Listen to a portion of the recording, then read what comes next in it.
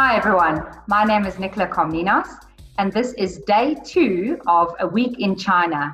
And I'm talking to Anneli van Schoor, my godmother that lives in China, and it's a great privilege to hear from her exactly on the ground what lockdown has been like in China. So yesterday we spoke about where she was just before the lockdown started. And today I want to just ask you, Anneli, hello, how are you? Hello, I'm fine, and you? Good, very good. It's amazing how we can talk on this technology. You all the way there in China getting ready for bed. It's very late there at night, and it's midday here. But this technology is just amazing. So today I thought we'll start off with just asking, or yesterday we spoke a bit about where you were just before the lockdown, and you told us about the story that you were at a wedding, but luckily you went back to the province that you're staying in. So then lockdown happened. So what were your first 2 weeks of lockdown like?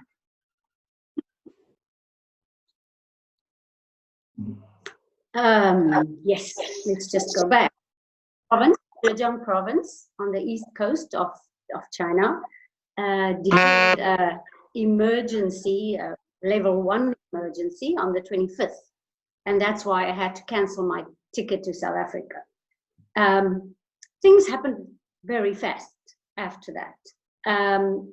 Public transport was basically locked down or shut down very quickly.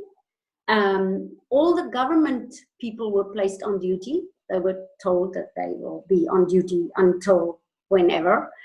And they started CGTN, that's the international branch of the Chinese government-sponsored TV that most foreigners watch, because it's all in English, started to broadcast what was going on every day. So I actually binged on it because I wanted to know what was going on. The government in Tongxiang has a foreign affairs department, and they also kept us up to date, or they contacted us and asked us, what do we want to know something? So I think I was pretty well informed. What my school did first was that they tracked my trip to the province where I came from, where I went to the wedding. They asked me to write down everything, where I've been, the cities I've been, the trains I've been on, and then they actually went back and checked everything, because at that stage they were already finding out all over the country that residents from Hubei province, where Wuhan is the capital, were on different trains all over the country, because remember, it was the Spring Festival. This is the worst time for this kind of thing to happen, because people were traveling all over the country to go back to their hometowns as they go after, or is that what Spring Festival is? Spring Festival. Sorry? Is linked to Chinese New Year. Yeah, sorry, I should have said that. You can either call it Spring Festival or you can call it Chinese New Year. It's the same kind of thing, or it's the same thing. Yes, it was the time of Spring Festival. The Spring Festival, the evening before, like we have Christmas Eve. Their Chinese New Year Eve is the 24th, actually the day after the lockdown in Wuhan, the day after my province actually also locked down. So it was, everybody was preparing to have a wonderful time with their family or go on a trip or everything, and then suddenly everything happened. It was a huge shock for everybody, a huge shock, because people were sort of on the way somewhere and they were immediately told, where you are, you stay, you don't go back. Or whatever functions you planned, you stop, you don't go. So it was really a huge shock. So what happened to me, of course, I didn't plan anything at that stage. I was just going to stay here for a few days and then fly to South Africa. Not such a big shock for me, except that I couldn't go. So everything ground actually to a halt. Nobody could do anything anymore. And I think everybody scrambled just to find a place to either stay or whatever. I can't imagine. We've heard many stories of people busy driving somewhere that had to immediately find a place or quickly get there. It was just a mess at first, I think, for everybody. Anyway, my school checked my trip. They checked all the trains I were on to make sure, and they could actually see that Hubei or Wuhan residents were on the trains. I was very lucky because they let me know that on my specific train from Tongxiang in Sichuan province, where I went to for the wedding, to Tongxiang, it went directly to Tongxiang. There were no infected people, or there were no people from Wuhan. No, everybody that was infected then. So lucky, my first lucky thing, because really I've been so lucky this whole time. Good. So I was actually cleared of probably being infected. But to be careful, they have to let everybody that travel were informed that they have to isolate themselves in their home for about 14 days, because you don't know, maybe something could have happened. So I just decided, whatever. Like, I was not told to do it. It was suggested. But then I thought, okay, maybe it's the best. Just don't go out. It was actually quite easy for me because people already left. There were nobody around me. Me in my apartment. The whole building was empty. People left for the holiday. The school, of course, were closed. All the buildings were actually, there was nothing going on here. So it would have been quite easy. Okay. When was that again? Early or mid-February? Just after, yes, because Zhejiang declared the emergency on the 25th. The WHO declared a national emergency, international emergency, global emergency on about the 31st.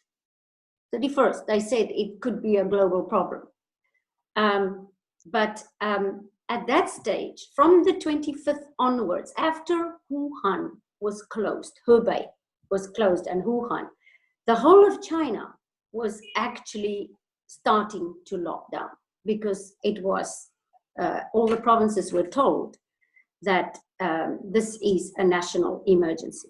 So I don't know what happened in every province, but I suppose it's similar. I heard afterwards that Zhejiang was one of the strictest provinces. So maybe some other provinces didn't enforce the rules so much. I'm very happy that I've been here. I think I've been extremely safe because of that. So what actually happened is that people were told, stay inside. People were told, wear masks. People were told, don't go out except to buy food, or if you really have to go to a doctor. Better not go to a doctor if you're just a little bit not well. You can call a doctor, or you can ask somebody to help you. So all of us were waiting for the next instructions. I watched TV a lot to see what's going on, and I was extremely moved because they were showing everything. They were showing what was going on, not everything, but they were showing what was going on, people rushing to get somewhere where they can stay. And I mean, they showed what was happening. Hospitals were absolutely crowded, and the medical personnel were not being able to handle everything because people streamed to hospital. You have to understand something about China's health system. They don't have so many private practices. They do have clinics on local level, but most people will go to a hospital if they feel a little bit ill. So people were rushing to the hospitals. So the medical personnel were totally overwhelmed by all of this. And I saw this on TV, and I was so moved by the people that are trying their best, the medical personnel. And it was just, I could imagine, of course I wasn't there. I could just imagine that the situation was horrible. So I wrote a piece on my WeChat, moments. Yeah, so you guys don't have WhatsApp and Facebook and all those things. You can't even use Google there. So you've got WeChat and other types That's of. Right. So yes, I wrote a piece. I've never used my moments. I don't really use social media. I just use it to talk to people now and then. And I wrote a piece because I really thought this is unprecedented. I mean, this has never happened in my lifetime, at least. So, and I thought the government must have been very well organized, incredibly well organized, to have done this in a country as big as China. So I wrote a piece there to sort of just say, I salute the government, and we should also medical personnel and think about all the people that help and all the volunteers and all the people that are in facing this problem now. And then probably, because people that I'm connected to on WeChat, of course, can see what I write. So some teachers at my school saw it and forwarded to other teachers. And then the school asked me if I could, because at that stage they were already planning to have lessons if Spring Festival will be extended, because they were expecting that to happen. It's normally about 7, 8, 10 days, but people knew this was probably going to go on longer. So they were already planning how they're going to do lessons online and what are they going to say to the students to calm them down. So they asked me if I could help them to make, if I could talk with the students, just say a few words to them. So I went to the school, I made a little short video just to encourage them, just to say, we think about you and this is a very difficult time, but please just stay calm and we will look after you, and those kind of things. And then I said, can I help more? But they were not very sure what I could do. A few Chinese teachers were asked to start recording lessons. But just a few, not everybody in the school. And they were not very sure if I could do that, because I'm the only English teacher in the school anyway. And there are not many foreigners here to do it. So to which schools do you send it or whatever? So they couldn't really tell me what to do with that. And then I think a day after I said that, one of the leaders at the school asked me, would I like to go to in Western countries, they call it a wet market. We don't call it that here. It's a fresh food market. The Chinese don't like the term wet market.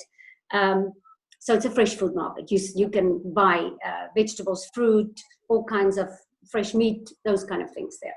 And they asked me if I would go to one of those markets, because by this time they had everywhere that you go to, like a grocery shop or one of these markets or anywhere you go, people would have to take your temperature before you let in. And whether I would want to do that. And I said, anything, I just want to do something. So I went there, and the Tongxiang TV were there and all the papers were there, very big thing.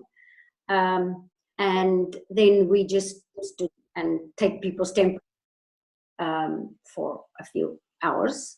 And after that, I met some people there, also voluntary organizations that were doing this in other communities. So I said, please, I want to help you more. And they said they would contact me. So that's actually what happened the first 2 weeks. And then, of course, when the WHO said this could be a global health problem, then it got even more serious year 2, because of course China's connected to the rest of the world. I mean, we're not isolated here from the rest of the world.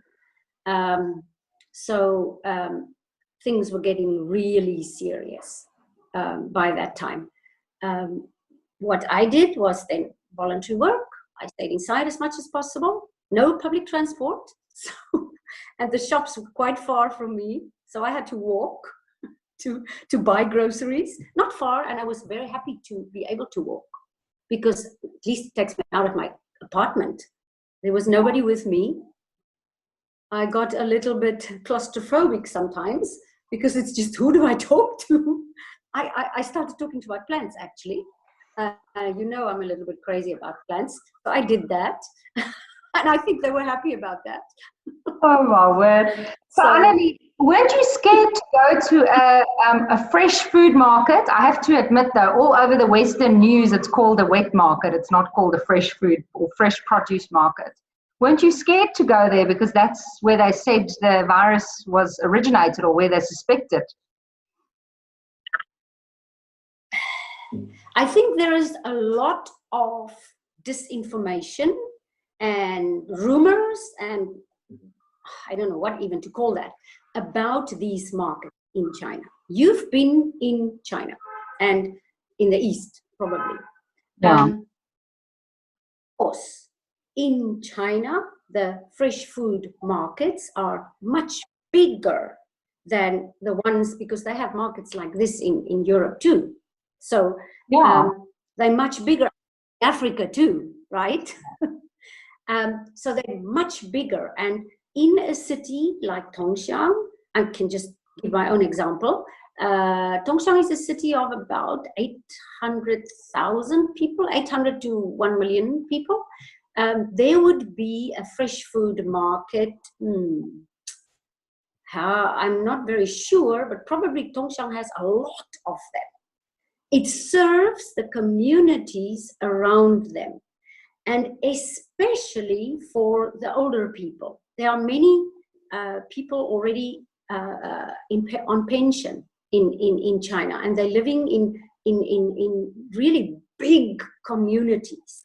And for them, they can't always drive, and they don't want to take the bus, and they wake up very early in the morning. It's a very big tradition. I saw that in Taiwan too when I lived there. People would get up really early, like 5 o'clock, 6 o'clock, the older people, and then they would walk to the market, because the market would not be far from them, maybe around the corner. So every corner sort of has a fresh produce market. Yeah. Yes. It's fruit, vegetables, fresh meat. Actually, you can buy anything now there. You can even buy rice, you can buy all kinds of things, dried fruit. And of course, you can buy meat there.